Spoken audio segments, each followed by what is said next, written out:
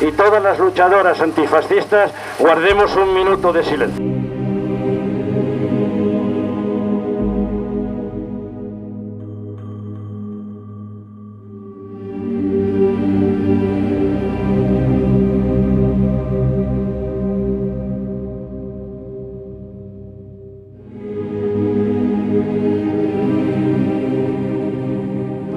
Unas palabras.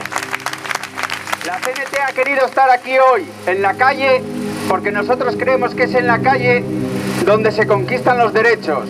En la calle fue donde conquistamos los derechos que tenemos y en los despachos y en los parlamentos es donde los estamos perdiendo. Por eso la lucha tiene que estar en la calle.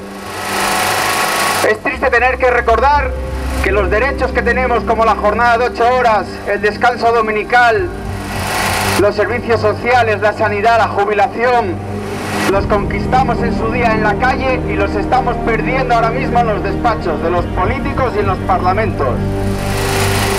Por ello, la CNT estará siempre en la calle, que es donde debemos de defender esos derechos y luchar por conseguir todo lo que nos queda. Los precarios y precarias de Asturias vamos a convocar una manifestación para que nos den un trabajo o un salario, y va a ser el próximo 25 de abril aquí en Sisión. Seguramente será a las 7 de la tarde y saldrá de la Plaza del Humedal, pero eso ya os lo confirmaremos, el 25 de abril. Bueno, hasta la próxima.